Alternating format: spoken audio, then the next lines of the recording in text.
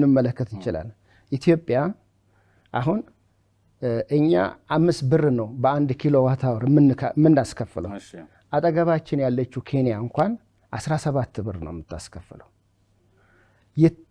ከጊዜ ወደ ጊዜ የዛን ያህል ኢንቨስትመንት ላምጣ ካልክ ደንበኛው የሚከፍለውንም የገንዘብ መጠን መጨመር ያስፈልጋል ማለት ነው በነገራችን ላይ ግን ብዙ ጊዜ እንደዚህ አይነት ጥያቄዎች ሲቀርቡ ወደ ኋላ እናነሳለን በቃኛ እንደ ኢትዮጵያ ነው መመለስ ካለበት ኬንያ ታንዛኒያኛ ምን አገባ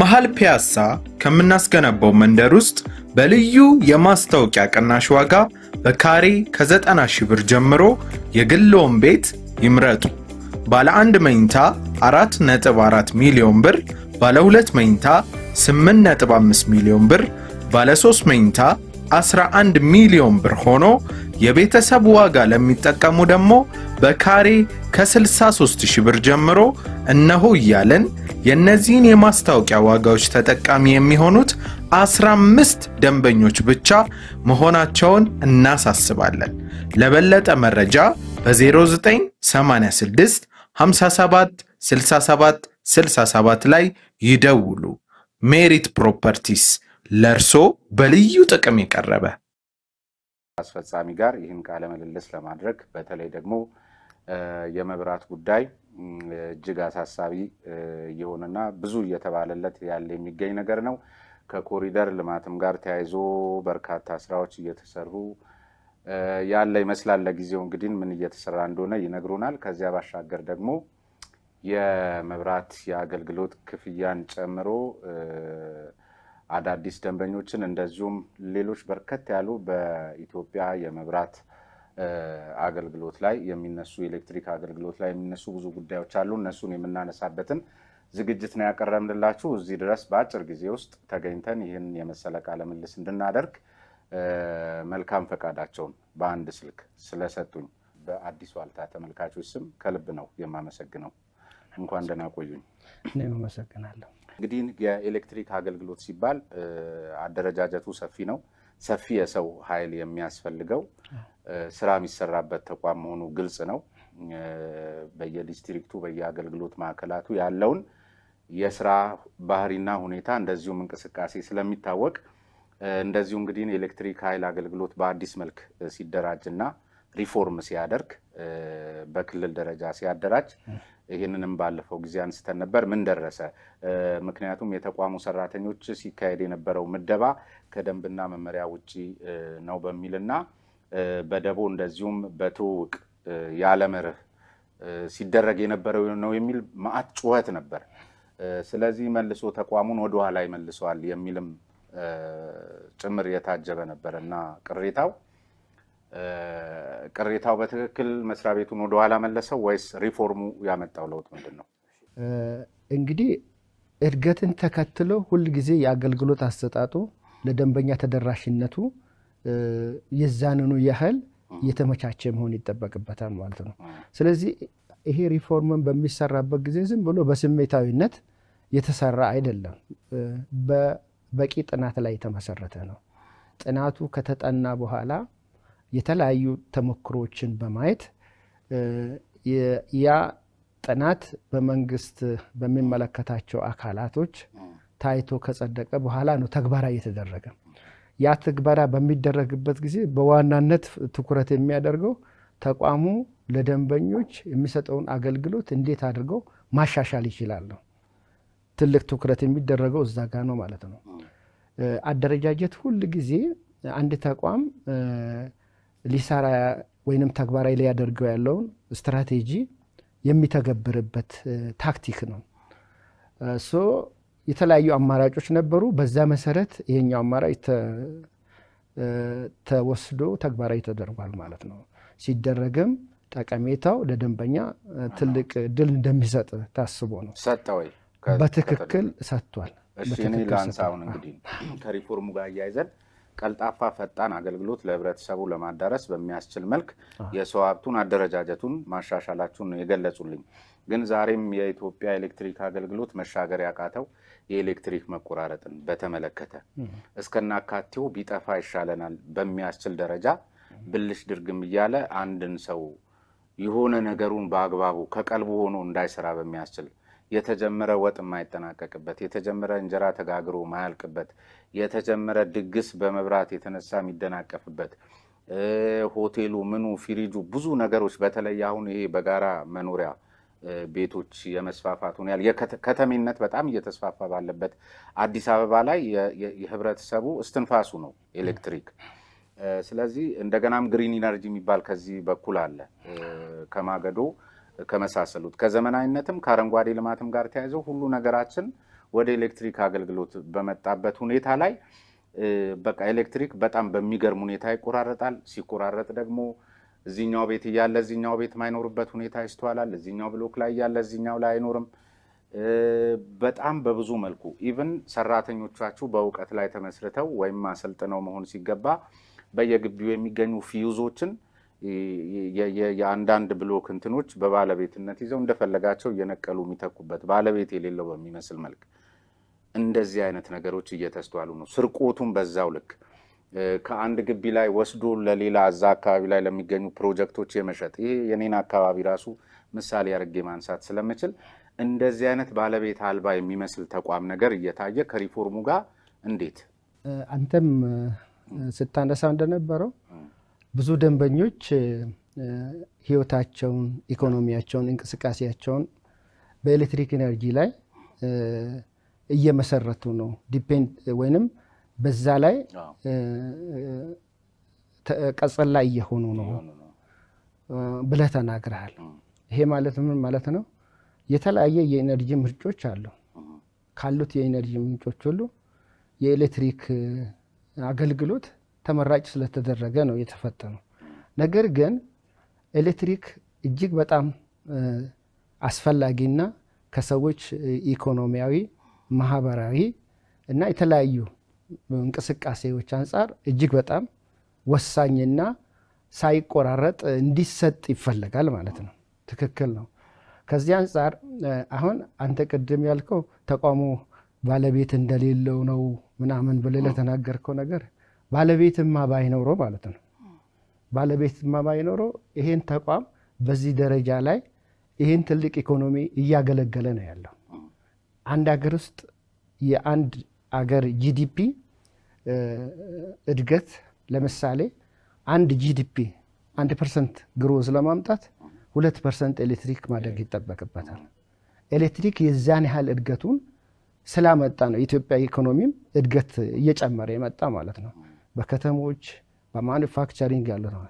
ነገር ግን ይሄ አሁን በሚፈለገው ደረጃ ደርሷል ወይ ብለን ካልን ብዙ ነገር ይቀረዋል። ብዙ ነገር ይቀረዋል። ግን ይሄንን ኢኮኖሚ ለመመገብ ሰፊ ስራዎች ተሰርቷል። የኤሌክትሪክ እድገቱም በጥሩ ሁኔታ እየተሻሻለ ነው የመጣ ማለት ነው። እና ይሄንን ደግሞ ለማምጣት አንዱ ከኤሌክትሪክ መቆራረጥ ነው። ኤሌክትሪክ ለምንድን ነው የሚቋረጠው የሚለውን ነገር መጀመሪያ መረዳት ያስፈልጋል። ኤሌክትሪክ የሚቋረጠው በተለያየ ምክንያቶች ይቋረጣል። በእኛ አገር ብቻ የሆነ ሁኔታ ሳይሆን በዓለምም ላይ የሚከሰት ነገር ነው። ነገር ግን ልዩነቱ ምንድነው? የመሰረተ ልማቱን ያቀም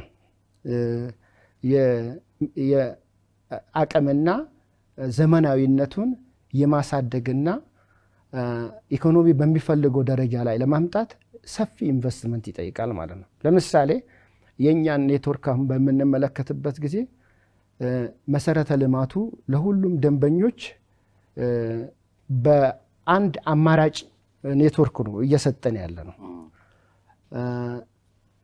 ተጨማሪ ሪደንደንሲ መፍጠር ያስፈልገናል። ሌሎች ሀገሮች ምንድነው የሚያደርጉት? የኤሌክትሪክ መሰረተ ልማቱ በተለይ ትልልቅ ከተሞች ላይ ሪደንደንት ሆኖ የለማ ስለሆነ በአንድ በኩል ኤሌክትሪክ በሚቋረጥበት ጊዜ ያ ሲጠገን በሌላ አቅጣጫ ኤሌክትሪክ የሚያገኙበት ሁኔታ ይመቻቻል ማለት ነው። ያ ሰፊ ኢንቨስትመንት ይጠይቃል ማለት ነው። አሁን ባለን የኢኮኖሚ ልክና የመሰረተ ልማት አቅም ልክ እዛ ደረጃ ላይ አልደረስንም። ስለዚህ የኤሌክትሪክ መሰረተ ልማቱ 1% ጂዲፒው ሲያድግ 2% ኤሌክትሪክ ከተጠቀመ ቀድሞ ማደግ አለበት እንደሚያረግለት የገባው ጂዲፒ የናንተን ኢንቨስትመንት ለምን አያበረታታም እሺ የኛን ኢንቨስትመንት ብቻ ሳይሆን እንደ አቀር ኢትዮጵያን በመንመለከትበት ጊዜ አሁን ለመሰረተ ልማቶች ለምሳሌ ኤሌክትሪክ ኢነርጂን ለንመለከት ይችላል ኢትዮጵያ አሁን እኛ 5 ብር ነው በ1 ኪሎዋት አወር ምን አስከፍለው አጠገባችን ያለችው ኬንያ እንኳን 17 ብር ነው የምታስከፍለው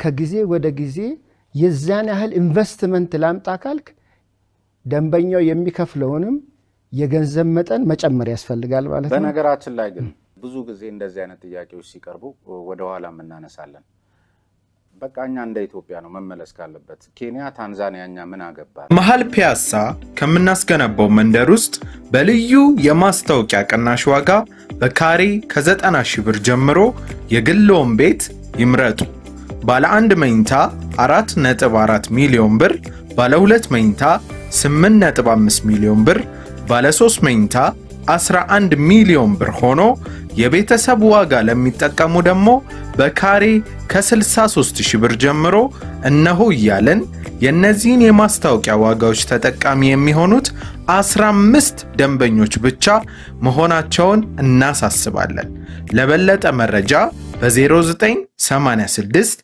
57 67 67 ላይ ይደውሉ ሜሪት ፕሮፐርቲስ ለርሶ በልዩ ጥቅም ይቀርበ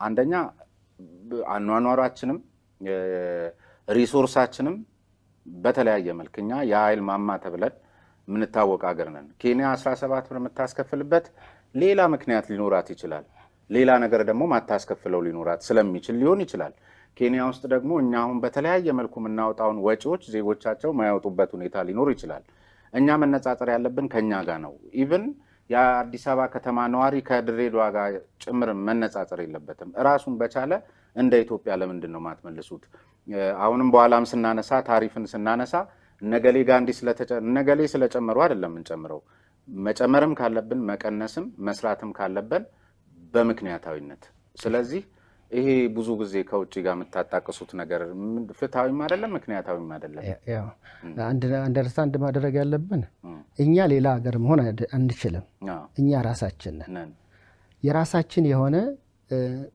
አገራዊ የሆነ ኮንቴክስት አለ ነገር ግን ደግሞ የምንኖረው ደግሞ በዓለም ኢኮኖሚ ውስጥ ነው የምንኖረው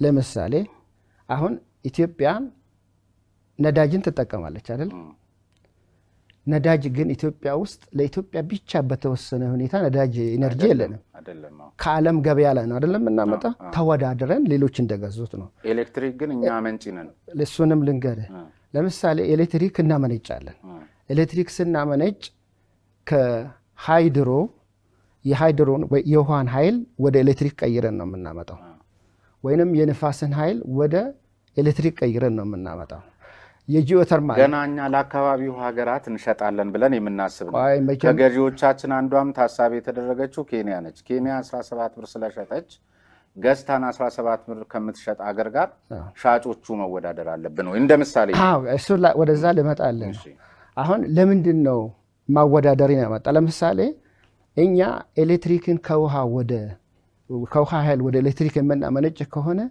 ይሄንን ለማመንጨት ግድብ መስራት አለብን አይደለም ግድብ በመንገነባበት ጊዜ ለግድብ የሚሆኑ ግብአቶች አሉ አንዱ ሎካል የምንጠቀመው ሲሚንቶ ሌሎች ኳሪዎች ሊኖሩ ይችላሉ ትልልቅ ደግሞ ከዛ ውጪ የሆኑት ብረት እንጠቀማለን ኮፐር እንጠቀማለን አሉሚኒየም እንጠቀማለን ስቲል የተለያዩ ስቲል ስትራክቸሮችን እንጠቀማለን እነኚህን የምናመጣው ከዓለም ገበያ ላይ ነው የምናመጣው ስለዚህ ሞር ኦር ሌስ የኤሌክትሪክ ኢነርጂ ሸቀጥ ስለሆነ ለማምረት የምናወጣ የፕሮዳክሽን ኮስት አለ ያ ፕሮዳክሽን ኮስት ከሌሎች ሀገሮችም ጋር ያመሳስለናል ስለዚህ ኮምፒቲቲቭነስ ስንል ወይንም ተወዳዳሪነት በመንልበት ጊዜ የራሳችን ሎካል ቫልዩ አድ አድርገን የምናመርተው ነገር ቢሆንም ከዓለም ደግሞ ማርኬት የምንወስደው ነገር አለ ስለዚህ ኢትዮጵያ ከሌሎች ሀገሮች አንፃር ስትታይ ምን ያህል ተወዳዳሪ ኢነርጂ አላት የሚለው ነገር ከዛ አንፃር መታየት አለበት ማለት ነው። ስለዚህ አሁን እንደ ሀገር ስንመለከት በሌሎች ሀገሮች ኮመን የሆኑ ይሄን መሰረተ ልማት ለማመንጨት የሚያስፈልጉ ስራዎች አሉ። ከተማ ውስጥ የምናያቸው የኤሌክትሪክ መሰረተ ልማቶች አብዛኞቹ ኢምፖርትድ ናቸው። ኮፐር፣ አሉሚኒየም ውጤቶች ናቸው። ብረት ይሄን ከውጪ ነው የምናመጣ። ከዓለም ገበያ ጋር ተወዳድረን ስናመጣ የራሳችንን ሎካል በአገር ውስጥ ደግሞ ሎካል ቫልዩ አዳርገን ነው ያንን ነገር የምንሸጥበት ማለት ነው። ስለዚህ ምን ያህል ከሌሎች ሀገሮች ጋር ስንሸጥ ኤነርጂ ምን ያህል ተወዳዳሪ ነው የሚለውን ነገር ከዛ አንፃር ማየት ይቻላል። በእኛም ኮንቴክስት ማየት ይቻላል ማለት ነው። ከማንኛውም የኤነርጂ ምንጭ ኤሌክትሪክ ተወዳዳሪ ነው። የኛ አገር ታሪፍ የኤሌክትሪክ ታሪፍ በጣም ከሌሎቹ ያነሰ ነው። በአንድ ሪፖርታችሁ ላይ ከ60% ደርሷል የተገልጋዮች እርካታ በሚል ያጠናችሁት አሁን ልክ እንደሚሰጡ ይመልስ እንግዲህ በዚያን ወቅት ከሪፎርሙ በኋላ የደንበኞቻችሁ ብዛት ከ2.46 ሚሊዮን ደንበኞች በላይ በሆነበት ሁኔታ ውስጥ 1% የማይሞላ ደንበኛ ወይም 93 ሰዎች ጠይቃችሁ እርካታን ማረጋገጥ ይቻላል ወይ? አሁንም እንደዚህቹ ለዚህቹ ቃለ መልልስ ሲባል ባደረግነው የዳሰሳ ጥናትና በተመለከትናቸው በተለይ የዋና ኦዲተር ሪፖርትን ምናምን ስናይ እንደዚህ አይነት ምንድነው የተለዩ ደንበኞች ይኖሯቸዋል ተብሎ እንደሚኖርም ይታሰባል። ትልልቅ ሆቴሎች፣ ሆስፒታሎች የመሳሰሉትና እንደነዚህ አይነት ቦታዎች ላይ የዳሰሳ ጥናታችሁ የሌለ መሆኑን የሚያመላክቱ መረጃዎች አግኝተናልና እንዴት ነው የምታረጋግጡት? ከሪፎርሙ በኋላ ይሄ ነገር አያስፈልጋችሁም? አዎ በሪፎርሙ ቀደም እንዳነሳው ሪፎርሙ ብዙ መሻሻልን አምጥቷል። የደንበኛ እርካታንም አሳድገዋል። የኃይል መቆራረጥን በከፍተኛ ሁኔታ ቀንሷል። ይሄ በመረጃ ማየት የሚቻል ነው። እርግጠኛ ናችሁ ደንበኞች በእናንተ ደስተኛ የሆነ ደንበኞች አሏችሁ? በጣም በትክክል እርግጠኛ ነው።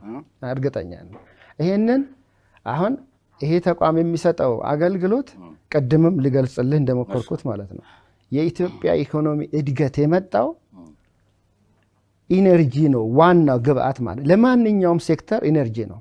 ኢነርጂ ባመጣው ውጤት ነው ያን ሊመጣ ይችላል። ግን ብዙ የሚቀሩን ክፍተቶች እንዳሉ እናውቃለን። እነሱን ደግሞ ከጊዜ ወደ ጊዜ ለማሻሻል እየሰራ ነው። አንዱ ለምሳሌ የደንበኞች እርካታ ዳሰሳን እንመልከት። ለምንድን ነው የደንበኞች እርካታ ዳሰሳን የምናደርገው? ይሄ ተቋም አንድ ብቻውን ሞኖፖሊ የሆነ ተቋም ሆኖ ሳለ ነገር ግን ደንበኞቹ ሪል የሆነ አሁን ቅድም አንተ አንዳንዶቹ የምታነሳቸው ጥያቄዎች እውነታን ሙሉ በሙሉ ያንጸባረቀ ነው ብለን አንወስድም እኛ። ቀድምም እንዳልኩ ተመልካች ነው እንግዲህ የሚፈርደንና በእናንተ እርካታ የተሰማው የኢትዮጵያ ሕዝብ ካለ በግብረ መልስ ይደርሰናል። እኛም ወደ እናንተ የምናደርስ ነው የሚሆነው። ግን እርሶም እንደ አንድ የአዲስ አበባ ነዋሪ እዚህ ከተማ ላይ ይኖራሉ። ቢያንስ ቤተሰብ አሉት። እርሶ ላይ ሰሙ እንኳን ቢችሉ በስራም በመሳሰሉት ምክንያት ተማሪ ልጆችም ይኖሩታል። በየትምህርት ቤቱም በየሚንቀሳቀሱበት ቦታ ላይ ይታወቃልና ስለ ኢትዮጵያ ኤሌክትሪክ ኃይል እዚህ ከተማ ላይ የሚወራው እርሶ የሚሉት ነው? እኛ እኮ ያው ይሄ ነገር ሙሉ በሙሉ ፐርፌክት የሆነ ስራ አገልግሎት እየሰጠ በሷስ ደረጃ ስለ ኢትዮጵያ ኤሌክትሪክ እዚህ ሀገር ላይ ይወሳል? በትንሹም ቢሆን እንደው ኤሌክትሪክ ኃይል አገልግሎትን እሰየው በሚል ደረጃ የሚያነሳ አለ? ለመሻሻል እስከሆነ ድረስ በደንብ ይሄን መረጃ አሉት? እኛ በበቂ አንተ ባልከውና ባገነንከው መንገድ ባይሆን ሚዛኑን በጠበቀ ጥያቄዎች አሉን። ለምሳሌ ከዳሰሳ ጥናቱም ተነስተን ማለት ነው የአገልግሎት አሰጣጡም እኮ የዛሬ 4 ዓመትና የዛሬ 5 ዓመት የነበረው አገልግሎትና ዛሬ ያለው አገልግሎት አንድ አይደለም። በከፍተኛ ሁኔታ ተሻሽሏል። ለምንድን ነው ይሄ መሻሻል ያስፈለገው? መሻሻል ያለባቸው ጉድለቶች ስላሉ ነው። አሁንም ያሉ ጉድለቶችን ደግሞ ለማሻሻል ብዙ ስራዎች እየተሰራ ነው። በዛ ልክ እንሰራለን። ነገር ግን በጭፍን ዝም ብሎ ብላክ ሜል ማድረግና ቢሮ ላይ ባለው አገልግሎት አይደለም አቶ ሽፈራው አይደለም። በነገራችን ላይ ቅኝታችን አሁን መሆንም ካለበት እንግዲህ ሀገራዊ እድገትን በአንድ ጂዲፒ ሲያርክ 2 ኤሌክትሪክ ተገልግሎ ነው ባልነው ማዕቀፍ ውስጥ ይሄ ጉዳይ መታየት ያለበት እንጂ ለምሳሌ በፊት ከነበረው ሁኔታውን አገልግሎት ማዕከል ላይ ስንሄድ የነበረው አይነት መስተንግዶ ዛሬ የለም። የሚታዩ ነገሮች አሉ። እሱ ትንንሹ ጉዳይ ነው። አሁን በብሔራዊ ደረጃ ለ1% ጂዲፒ 2% ኤሌክትሪክ አስተዋጽኦ ይያልን በዛ ማቀፍ ውስጥ ኢነርጂ እኮ ያንን አገልግሎት ባይሰጥ ኖሮ ይሄ ኢኮኖሚ በዛ ደረጃ አያድግም። በምን ያድጋል? ስለዚህ ሌላ የበለጠ ብትሰሩ ኖሮ ጂዲፒያችን ከዚህ በላይ ሄድ ነበር ነው። በጣም ያድጋል። አዎ ትክክል ነው። ይሄንን እኛም አንደርስታንድ እናደርጋለን።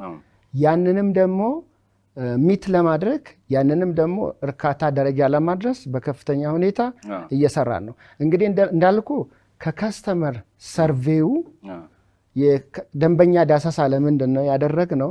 ተቋሙ ለደንበኞች የሚሰጠው አገልግሎት ምን ያህል ደንበኞችን እያረካ ነው? ምን ያህል ጉድለት አለ? መሻሻል ያለባቸው ጉዳዮች ምንድናቸው? ይሄንን ያደረግነው ደግሞ ራሳችን አይደለም የሰራነው፣ በገለልተኛ አካል ነው የሰራነው።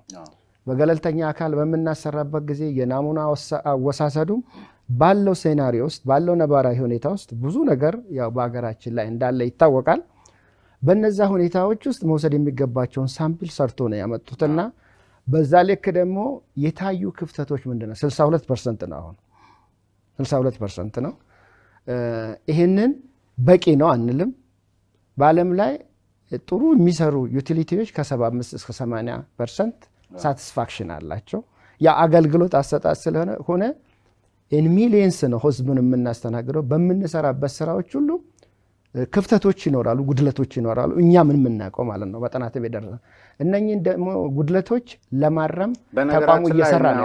አሁንም እዚሁ ላይ ግልጽ ላደርጉልዎት የምፈልገው ከዚህም በኋላ ብናነሳቸው አጀንዳዎች ላይ አንድ ነገር ፍርጥ አድርጎ መናገር ተገቢ ይመስለኛል። ምክንያቱም ክፍተቶችና ጉድለቶች የሚለው ቋንቋ ቢያንስ በአንድ ጉዳይ ላይ አፈጻጸሙ ካቀደው እቅድ ውስጥ 80 82 84 በመቶ በአንድ ጉዳይ ላይ ነው፣ በጥቅል አይደለም። በአንድ ጉዳይ ላይ ያሳካ አካል ክፍተቶች ጉድለቶች አሉብኝ ቢል ተገቢ ሊሆን ይችላል። ነገር ግን ከ100% ውስጥ 1 እና 10 እየፈጸሙ ክፍተቶች ጉድለቶች ሳይሆን በእንትን በመሰረተ ሐሳብ ደረጃ በዚህ ዘርፍ በቃ እየሰራን ነው፣ በዚህ ዘርፍ ላይ ግን ከፍተኛው ብልሽት ውስጥ ነን እያሉ መነጋገሩ አይሻልም ወይ? አሁን በእርግጥ የኢትዮጵያ ኤሌክትሪክ አገልግሎት ክፍተቶች አሉብኝ ጉድለቶች አሉብኝ ለማለት በሚያስችለው ቁመና ላይ ነው ወይ ነው? ትክክል። እሺ 1 እና 2% የሰራነውን ስራ እስኪ ንገረኝ።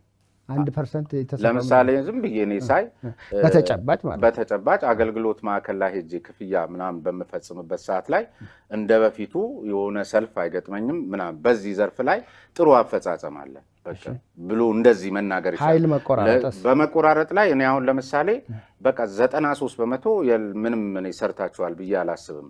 በሱ ላይ ብቻ አይደለም በንብረት አያያዝ ላይ በመሳሰሉት ላይ በኋላ ከትራንስፎርመር ከመሳሰሉት ጋር ለምሳሌ አሁን እዚሁ ላይ ከ93% በላይ ብዬ ዝም ብሎ በግምት ለማለት ለምሳሌ የሆነ ከ4 ሰዓት በላይ ሲጠፋ ኤሌክትሪክ የማሳወቅ መመሪያና ደንብ ያላችሁ ይመስለኛል በሚዲያና ቢያንስ እሱን በማድረግ ወይም ደግሞ ኤሌክትሪክ ሲመጣ አመጣጥኖ በመልቀቅ በዘፈቀደ ከመልቀቅ ቢያንስ ከንብረት ጉዳት ቢያድኑን የሚል ሐሳብ ይነሳባቸዋል። ሌላ ቀደም ሲል ለነዚህ ትራንስፎርመሮች በውጪ ከረንሲ የሚመጡ ዕቃዎቻችሁን በራሳችሁ ገቢ ማሳደግ ሲቻል በብክነት ብቻ በትንሹ ከ100 ብር ውስጥ 20 ብር የምታጡበት ሁኔታ አለ። ይሄ ደግሞ አንዱ መሰረታዊ ምክንያት በአግባቡ የማይቆጥሩ ቆጣሪዎችን ቶሎ እየተኩ ከሜዳ አኳያ አሁንም እኔ እውነት 10% ላይ ናችሁ እነዚህ ያረጁ ቆጣሪዎችን። እሺ የኃይል ብክነትን በተመለከተ የኃይል ብክነት የሚከሰትባቸው ምክንያቶች ምንድናቸው? አንደኛው ቴክኒካል የሆነ ችግር ሊኖር ይችላል። ቴክኒካል በመሰረተ ልማቱ ላይ ያለው የማባከን ባህሪ ራሱ አለ። በምንጠቀመው ትራንስፎርመር ላይ በምንጠቀመው የኮንዳክተሮች ላይ ይኖራሉ። ተቀባይነት ያለው የብክነት መጠን ስንት እንደሆነ ይታወቃል። ከዛ ውጪ ደግሞ የሸጥነውን ኢነርጂ ሜትር አድርገን ከዛ በኋላ ያንን ኢነርጂ በወቅቱ ፍጆታ መሰብሰብ ሁለተኛ ጉዳይ ነው። በዚህ ዙሪያ ላይ ነው ያሉ ነገሮች ናቸው። አሁን እኛ በመነመለከትበት ጊዜ የቆጣሪዎቻችንን በተመለከተ ለቆጣሪ ራሱ እንደ ተቋም እየተከተልን ያለነው ወይም ተግባራዊ ያደረግነው ያለው ስትራቴጂ አለ። አንዱ ስትራቴጂያችን ምንድነው? ነባር ቆጣሪዎቻችንን ወደ ስማርት ሜትር እና ወደ ፕሪፔይድ ለመቀየር እየሰራን ነው ያለነው። ከዛ ውስጥ አሁን ትልቁን ኮንሰምፕሽን የሚወስደው እኛ ከምንጠቀመው ከምንሸጠው ኢነርጂ ውስጥ ከፍተኛ ተጠቃሚዎች የሆኑት የኢንዱስትሪ ደንበኞች የምንላቸው አሉ።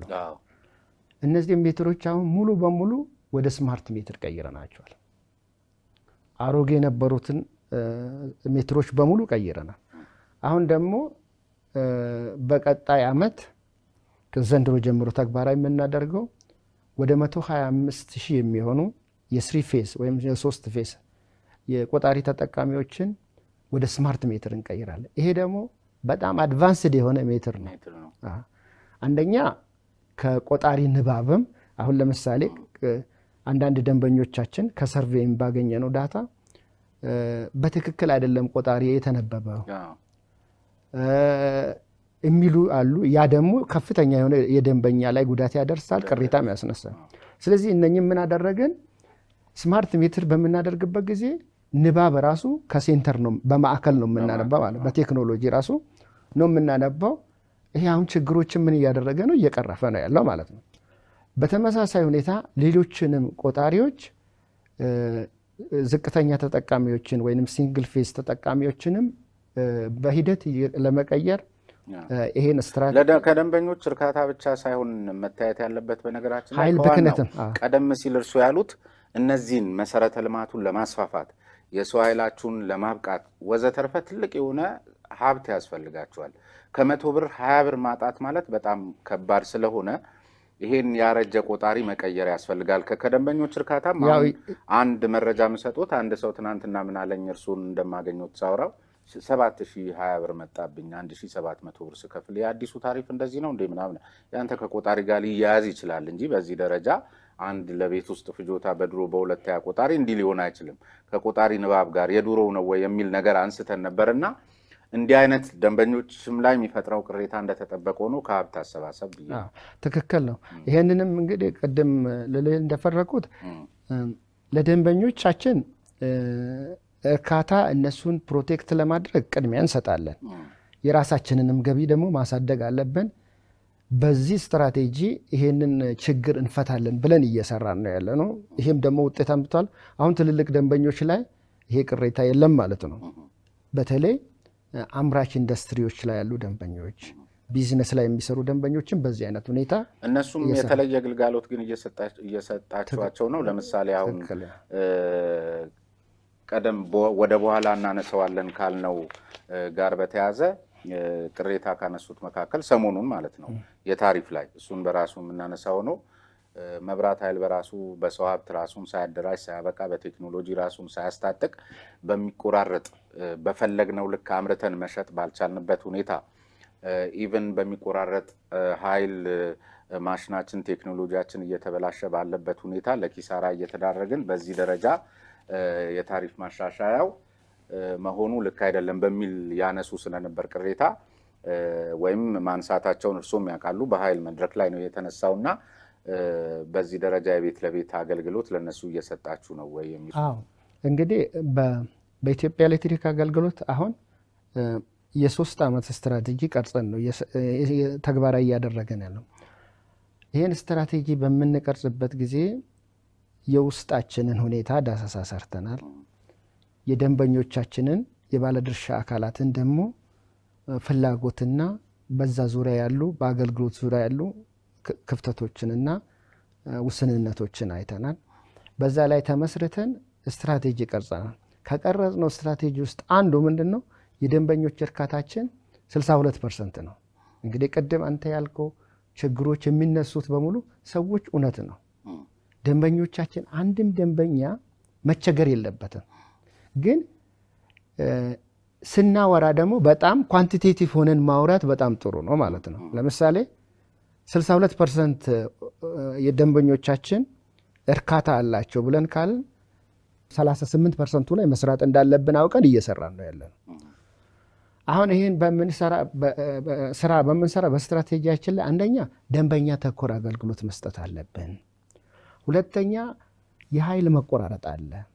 ይሄን የኃይል መቆራረጥ በሚፈለገው ደረጃ ላይ ለማድረስ ደረጃ በደረጃ መስራት አለብን ስለዚህ የመሰረተ ልማት አቅም የማሳደግና የማስፋፋት ስራዎች ብለን አንድ የትኩረት መስካር ግን እየሰራን ነው ከሰው ኃይልና ከተቋሚ አቅም የመገንባት አንፃር ደግሞ ምን ሰራ ሶስተኛ ነው አራተኛው ጤናማ የፋይናንስ ሁኔታ እንዲኖር በእነዚህ የትኩረት መስኮች ላይ እየሰራ ነው ከደንበኛ ተኮር አገልግሎት ስንነሳ አንዱ ቅድሚያ ለደንበኛ መስጠት ከሚለው ስንነሳ ከደንበኞችም ደግሞ የኢንዱስትሪ ደንበኞች አሉ ምክንያቱም የኢንዱስትሪ ደንበኞች አምራች ናቸው ለዜጎች ስራ እድል ይፈጥራሉ የውጭ ምንዛሪ ያመጣሉ እንደገና ደግሞ ተኪ ምርት ያመርታሉ እነሱን በተለየ ሁኔታ ብንደግፍ የሀገርን ኢኮኖሚ እንደግፋለን ማለት ነው ስለዚህ ቀደም ሲል 905 የነበረውን የጥሪ ማዕከል ተጨማሪ ለነሱ ብቻ ዴዲኬትድ የሆነ 904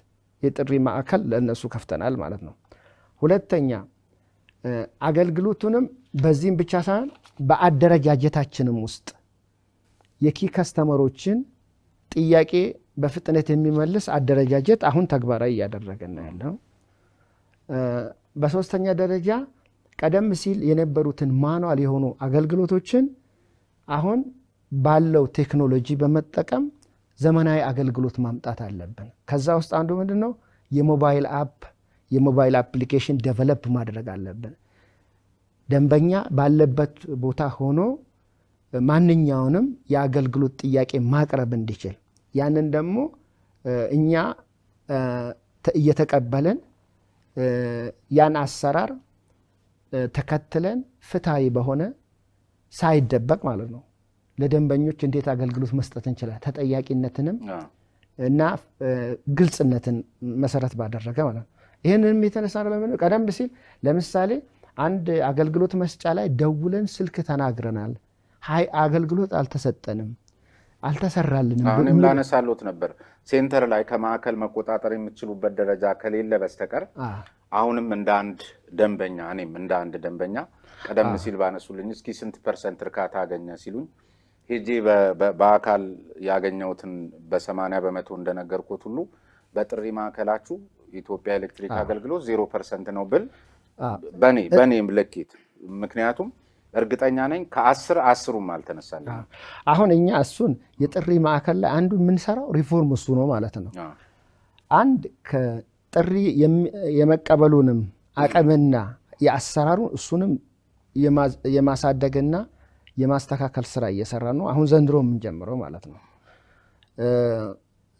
ኦሬዲ ለዛም ቀደም ሲል የነበረው የጥሪ ማዕከል አቀም ከፍ በማድረግ ቀደም ሲል 90 ነበረ ሲቲ ነበረን አሁን ወደ 180 አሳድገን አዲስ ቦታ ላይ ያንን ማዕከል እያደራጀን ነው ያለነው በቅርቡ እንጀምራለን እሱ ነው ከዛ ከጥሪ ማዕከሉም ውጪ ደግሞ ደንበኞች ካሉበት በሞባይል አፕ እንዲልኩ እና በዛ መሰረት ስራቸው እንዲሰራ የሞባይል አፕ ዴቨሎፕ የማድረግ ስራም እየሰራን ነው ምንድነው ደንበኞች እርካታ 62% ነው ካለ 38% ደንበኞቻችንን አላረካንም ማለት ነው እነሱን ደግሞ ያላረካንባቸው ምክንያቶች ምንድነው አንዱ ከጥገና አገልግሎት አንፃር ሁለተኛው በተለይ ከአዲስ ኃይል ማገናኘት አንፃር ከፍተኛ ቁጥር የሚይዘው ሌሎች ቢኖሩም ማለት ነው እነዚህን አዲስ ኃይል ጥያቄንም ደንበኛ ኦንላይን ማቅረብ እንዲችል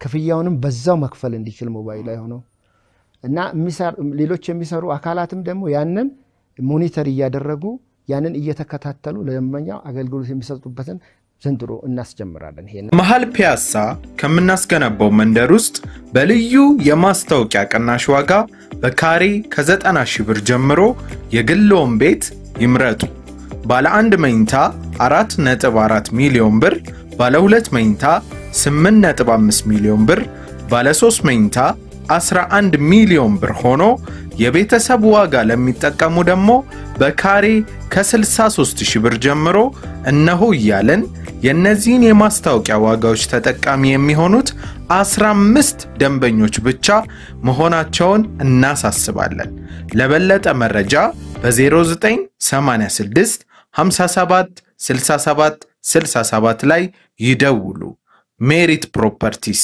ለርሶ በልዩ ጥቅም የቀረበ የሆነው የጋራ መኖሪያ ቤቶች መንደር ላይ የሆነው ብሎክ ላይ በአንድ መስመር እየመጣ የሆነው ብሎክ ላይ ኖርና የሆነው ጋር አይኖርም ከፊውዝ ጋር ተያይዞ እዛ አካባቢ ላይ ደግሞ ያሉ የግል ድርጅቶች ምናምን ኮንክሪት አምራቾች ምናምን ይሆናሉ እና እኔ እንግዲህ ከናንተው አገልግሎት መስጫ ጣቢያ ውስጥ ነው ይሄን መረጃ ያገኘሁትና ለነገለ ያሳልፈው ሰጥቷቸው ነው ምናምን የሚባል ነገር ይነሳል ይሄንን ማዕከል ላይ የማይሰረቅ ከሆነ ቁርጡን ማወቅ ተገልጋዩ ስለሚገባው ማዕከሉ ወይም ደግሞ ዋናው ሄድ ኦፊሱ በማያውቀው ሁኔታ ወይም ሪጅኑ እንዲህ አይነት ሳቦታጅ ውስጥ የሚንቀሳቀሱ በግላቸው የኢትዮጵያ ኤሌክትሪክ አገልግሎትን ካባ ለብሰው የሚንቀሳቀሱ ኃይሎች በየመንደሩ የሉም ወይ? አሉ። ይሄንን ስራ ኢነርጂ ስርቆት አለ። በእኛ አገርም እንደዚህ አይነት ችግሮች አሉ። በዓለም አቀፍም የታወቀ ነው እንደዚህ አይነት ችግር አለ። ነገር ግን እነኚህን ስርቆቶች እንዴት ነው የምንከላከለው? ከአደረጃጀት አንጻር ለምሳሌ በአደረጃጀት ምንድነው መልስ መስጠት ያለብን? በቴክኖሎጂ ምንድነው መልስ መስጠት ያለብን? አንዱ በቴክኖሎጂ መልስ የምንሰጠው ቅድም ያልኩ ነው። የስማርት ሜትር ፍራውድ ቢሰራ ወይንም ስርቆት ሙከራ ቢደረግ መልእክት ያስተላልፋል ለሚመለከተው ማለት ነው። በዛ ተጠያቂ ማድረገው። ሌላ ደግሞ በሰው ኃይልም ኢንፎርስመንት ቡድን አለን ማለት በየአካባቢ የኢንስፔክሽን ስራ የሚሰራ ማለት ነው። እንደዚህ አይነት ስርቆቶች የተገኙበትም ሁኔታ አለ። በጣም ከፍተኛ በሆነም የተወሰነ እንዲህ አይነት ችግር ያለባቸው ወደ ፍርድ ቤትም ቀርቦ የተቀጡ ደንበኞች አሉ። ይሄ ይኖራል።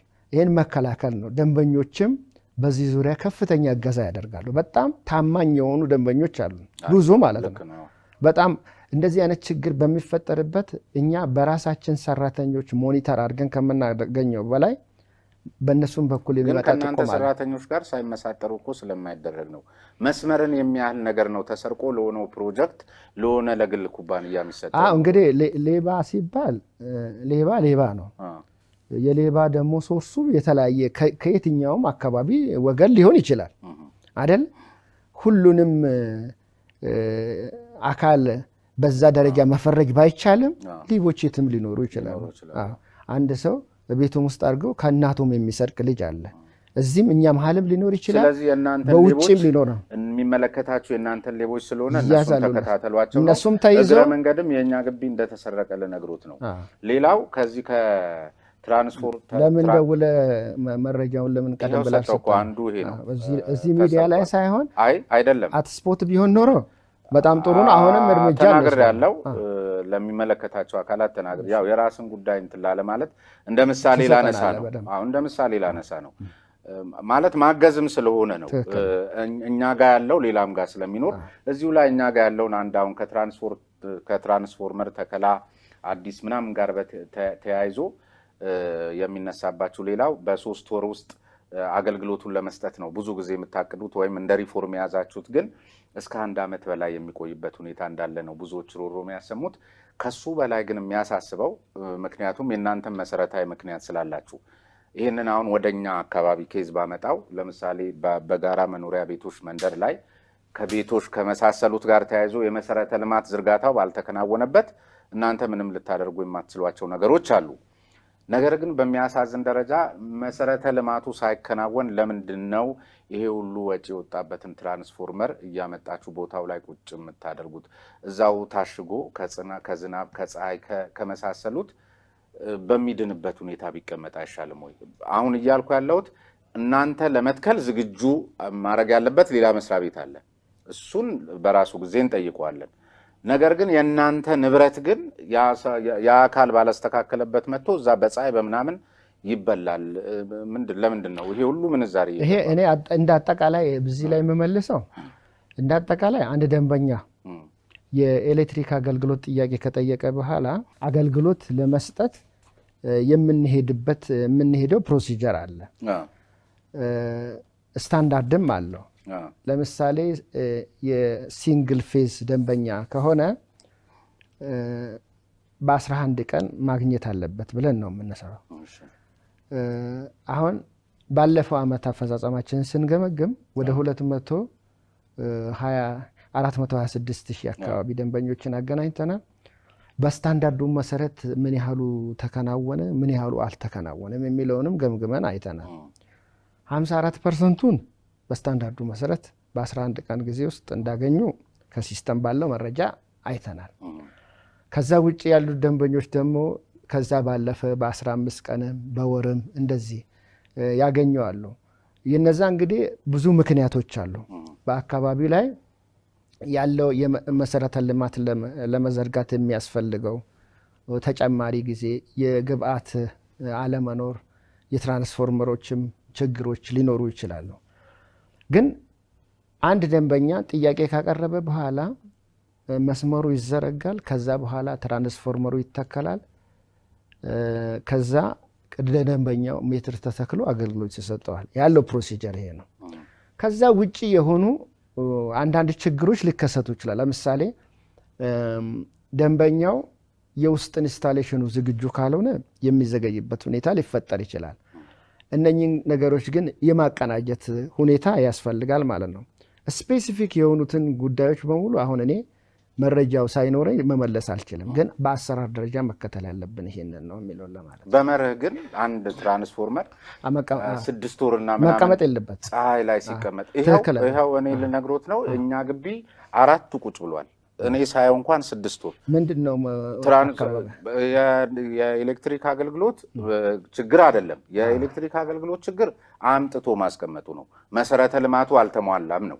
መሰረተ ልማቱን በደንበኛ ማሟላት ግዴታው ነው። ሳይሟላ አትችሉም። ነገር ግን አምጥታችሁ ደግሞ ለፀሐይና ለዝናብ በዚህ ሁሉ ከረንሲ የገባ እንትን ማድረግ ተገቢ አይደለም በሚል ነው። እንግዲህ በአገራችን እየተስፋፋ ያለውን ኤሌክትሪክ ኃይል ፍላጎት ለህብረተሰቡ በበቂ ሁኔታ ለማዳረስም ለጎረቤት ሀገሮችም ሸጦ ለዚህ የሚሆን ደግሞ የፋይናንስ ምንጭ በበቂ ሁኔታ እንዲኖር አገልግሎቱን ቀልጣፋ ውጤታማ አድርጎ የክፍያ ስርዓትን በተለይ ማዘመንና ኤሌክትሪክ አገልግሎት ለሰጠው አገልግሎት ተገቢውን ክፍያ በተገቢው ሰዓት በተገቢው መጠን ያለምንም መሸራረፍ ማስገባት እንዳለበት የመንግስት አቅጣጫ ተቀምጧል እና ክፍያችሁን በአግባቡ አትሰበስቡም። ክፍያችሁን ብትሰበስቡ ኖሮ አሁን ቀደም ሲል ላሉን ኢንቨስትመንት ሁሉ ምቹ ሁኔታ መፍጠር ይቻል ነበር። ከነዚህ ውስጥ ብዙ ነገሮች እንደተጠበቁ ሆነው የመንገድ መብራት ቆጣሪዎች እዚህ ላይ በመሰረታዊነት በአግባቡ አይነበቡም ቢል አይወጣላቸውም የሚል የመቼ መረጃ ነው ይሄ?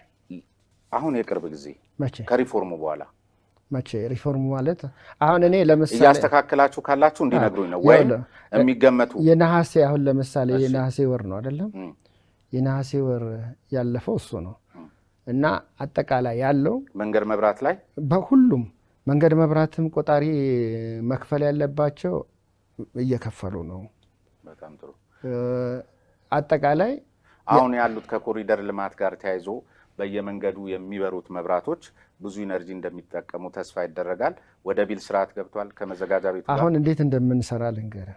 አሁን ይሄ የድሮ ያለፈበት ነገር ነው።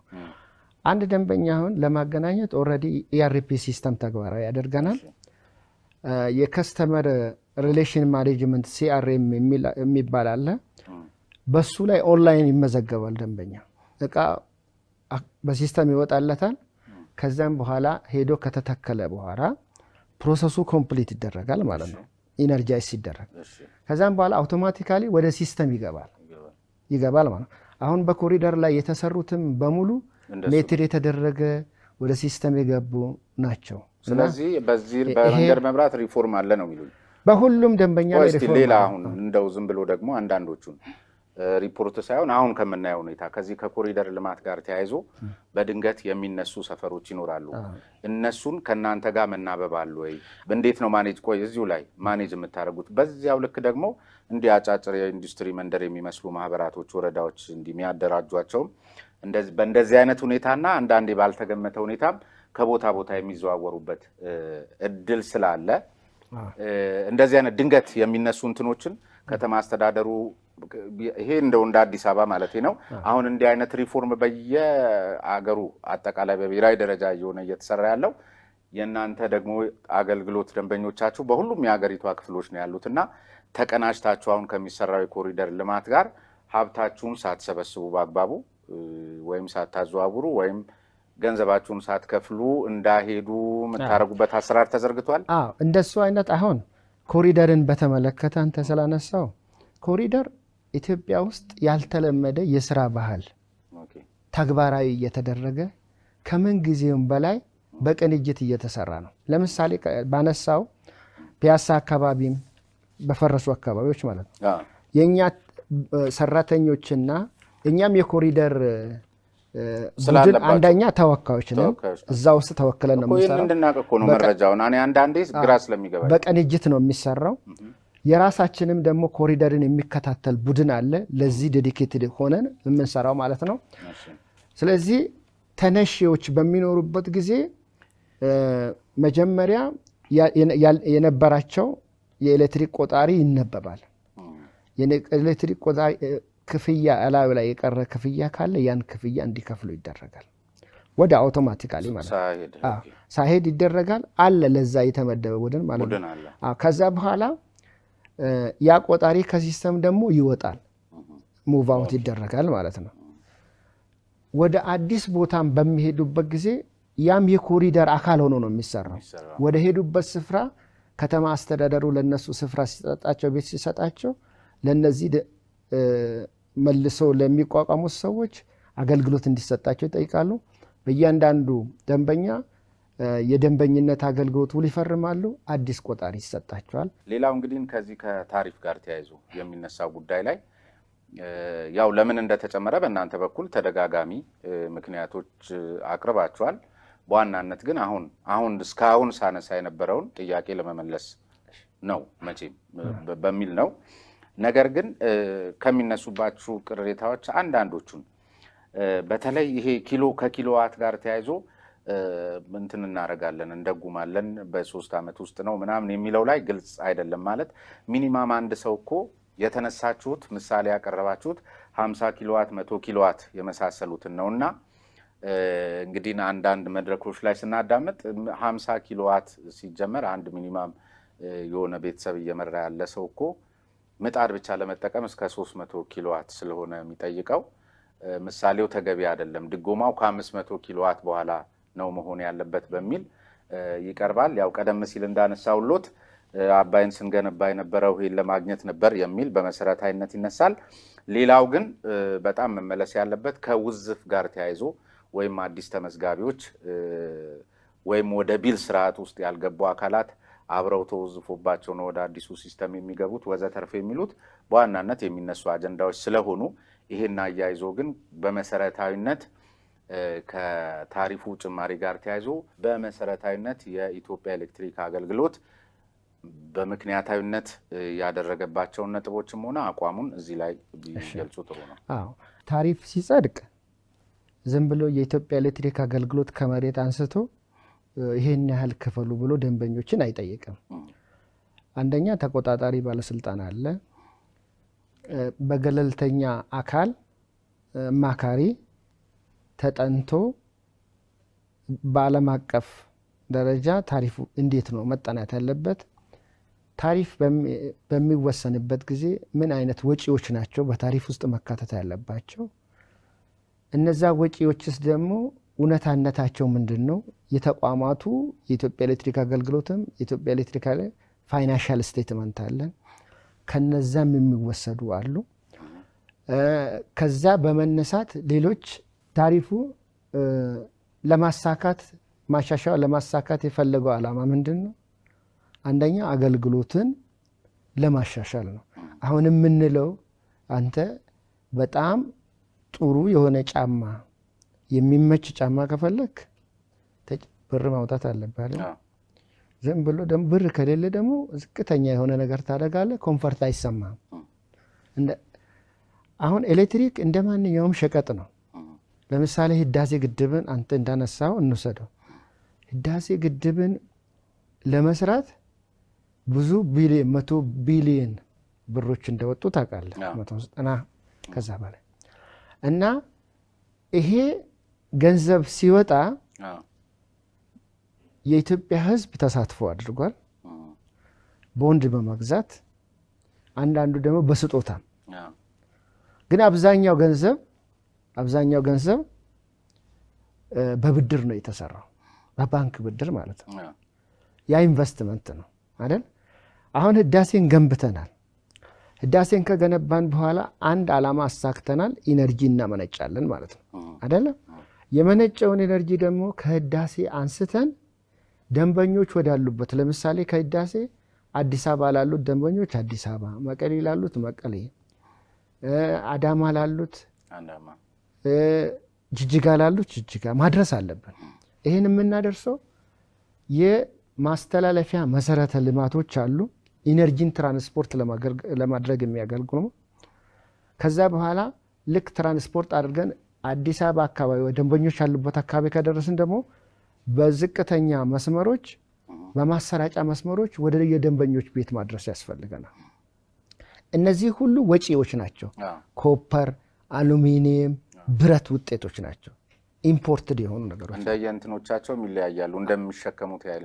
ይለያያሉ አሁን እንግዲህ አንድ ኢነርጂ ደንበኛ ጋር ኃይል ለማድረስ እነዚህ ወጪዎች አሉ ማለት ነው ስለዚህ የኢነርጂ ሽያጭ ብለን ስንል እነዚህ ኮስቶች ሁሉ አሉበት ማለት ነው ይሄ በአንድ ጊዜ የሚመለስ ሳይሆን የራሱ ደግሞ ስሌት አለው በምን ያህል ጊዜ ነው ዲፕሪሺየት አድርገው እያደረጉ የሚሄዱትና ዋጋቸውን የሚመልሱት ማለት ነው በዚህ የኤሌክትሪክ ኮስት ይወጣል ማለት ነው ያ እንደ ማንኛውም ሸቀጥ ይሄ ነው ወጪው ይሄ ነው ተብሎ ይወሰናል ማለት ነው አሁን እኛ ተግባራዊ ለማድረግ ያለ ነው ከዚህ በፊት ስንሸጥበት የነበረው የወጣበትን ወጪ የማይመልስ ታሪፍ ነው ይሄንን ግን ወደ ትክክለኛ ቢዝነስ ወደ ትክክለኛ ስሌት ለማምጣት ወደሚቀጥለው ወጪው ቢያንስ ባይኖሩ ወጪውን መሸፈን መቻል አለበት ወጪውን ካሸፈነ ምንድነው የሚሆነው አንደኛ እነኚህ መሰረተ ልማቶች እየደከሙ እያረጁ ይሄዳሉ መጠገን ያስፈልጋል ካልጠገን ወደ በለጠ መቆራረጥ እንገባለን ምንም ኢኮኖሚውን የማይንቀሳቀስበት ስታክ ያደርጋል ማለት ነው ያ እንዳይሆን አንደኛ ያለውን መሰረተ ልማት እየጠገኑ አገልግሎቱን በተሻለ ሁኔታ ማስቀጠል ያስፈልጋል ለነዚህ ቢያንስ ወጪውን መሸፈን የሚችል የኢነርጂ ታሪፍ ይወጣለታል ማለት ነው በዛ መሰረት ነው የሚሰራው አሁን ይሄንን በአንድ ጊዜ ወጪ ለረጅም አመታት ለምሳሌ ከ1998 እስከ 2010 ድረስ አንድም ለውጥ አልተደረገበትም ከዚህ የተነሳ ያ ሁሉ ወጪ በሚመልስ ዋጋ አንተ ካልሸጥክ ምንድነው የምትሆነው ትከስራለህ ለምሳሌ አንድ ዲፖ ውስጥ ነዳጅ ብትጨምር ዝም ብሎ ነዳጁን በነፃ ብታድል ነገ እዛ ዲፖ ውስጥ ያ ነዳጅ ካለቀ በኋላ ሌላ ነዳጅ መተካት አትችልም አይደለም እንደሱ ነው ስለዚህ ኢትዮጵያም የምታመነጨውን ኢነርጂ በቀጣይነት ማመንጨት እንድትችል የኢኮኖሚውን እድገት ቀጣይነት ለማስቀጠል በእነዚህ መሰረተ ልማቶች ላይ መደበኛ የማደስ የመጠገን ኦፕሬሽኑን የመስራት ለደንበኞች አገልግሎት መስጠት ኢኮኖሚ እያደገ ሲመጣ ደግሞ ተጨማሪ ኃይል ማመንጫዎችን መገንባት ያስፈልጋል ታሪፉ ሊጨመር ይችላል አንደኛ የህብረተሰቡን የመክፈል አቅም ደግሞ ታሳቢ ማድረግ አለበት አይደል ህብረተሰቡ መክፈል የማይችል ኮስት ላይ ብንጭን ችግር ነው የሚፈጠረው ማለት ነው ኢኮኖሚ ላይ የሚፈጠረው ስለዚህ አንደኛ ታሳቢ የተደረገው ወጪን የሚሸፍን ነው እንግዲህ ይሄ ከሪፎርሙ በፊት ነው የሆነው በዛ አውድ ነው ማወራለን አሁን ከሪፎርሙ ወዲህ የተቀየሩ ነገሮች አሉ ያ ወጪ መላሽ ነው አይደለም የሚለው አሁን ሌላ ጥያቄ ነው ነገር ግን እሺ እንዴት እናደርግ አንደኛ ኑሯቸው ዝቅተኛ የሆኑ ዜጎችን መደጎም አለብን እሱን እንዴት ነው የምናውቀው ከኢነርጂ አጠቃቀማቸው እንረዳለን ለምሳሌ 50 ኪሎዋት አወር ማለት ምን እንደሆነ ልንገርህ አሁን 50 ኪሎዋት አወር ማለት ለምሳሌ አንድ ቤት ያለችው ትንሿ ኃይል ቆጣቢ አምፖል አለች አይደለ ወይ 11 ዋት ናት ወይንም ደግሞ 15 ዋት ልትሆን ትችላለች 15 ዋት ትጠቀማለህ እንበል ስንት አምፖሎች አሉ? 4 ዝቅተኛ ኑሮ ያለው ሰው እናስብ 4 ይኖሩታል። ሳሎን ውስጥ መኝታ ክፍል ውስጥ ኪችን ውስጥ እንደዚህ ሊኖሩት ይችላሉ። እና 4 ቢኖሩት 4ቱን አምፖሎች ቢያበራ ማለት ነው። ለምሳሌ አንዱን አምፖል 15 ዋት ነው አይደለ? ለአንድ ሰዓት ቢያበራ ያንን ዋት 15 ዋትን አንድ ሰዓት አበራ ማለት ነው። በቀን 4 ሰዓት ያበራል እንበል። 4 ሰዓት ቢያበራ 4 ሲባዛ በ15 60 ነው አይደለ? 60 ዋት አወር ተጠቅሞ 60 ዋት በአንድ ሰዓት ውስጥ ተጠቅሟል ማለት ነው።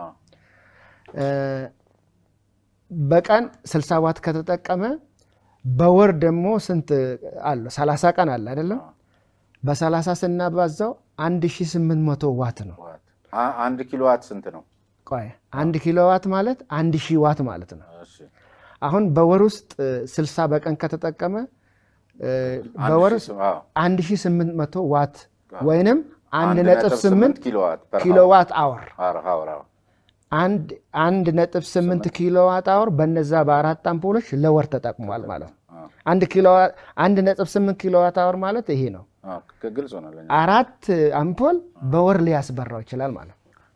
ግን እኛ 50 ኪሎዋት አወር ነው የመጀመሪያው ብለን የወሰድነው። ለምንድን ነው?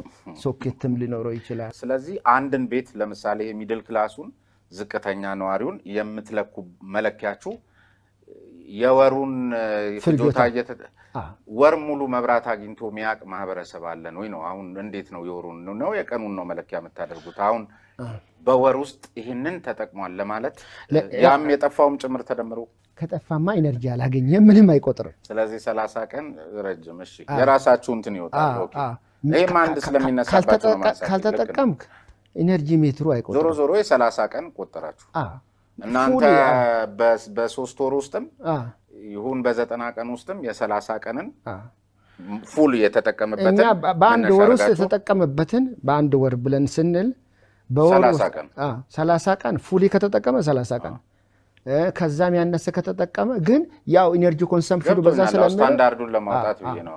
እንግዲህ ተመልካቾቻችን ከአቶ ሽፈራው ተሊላ የኢትዮጵያ ኤሌክትሪክ አገልግሎት ዋና ስራ አስፈጻሚ ጋር የነበረን ቆይታ ነው። የፕሮግራሙ አዘጋጅና አቅራቢ ስሜነህ ባይፈርስ ነኝ። አቶ ሽፈራው ተሊላ እዚህ ድረስ ተገኝተን ይህን የመሰለ ቃለ ምልልስ እንድናደርግ ስለጋበዙን አሁንም በድጋሜ ምስጋናዬን በአዲስ ዋልታ የነጻ ሀሳብ ተመልካቾች ስም ለመግለጽ ወዳለው። ሳምንት በተመሳሳይ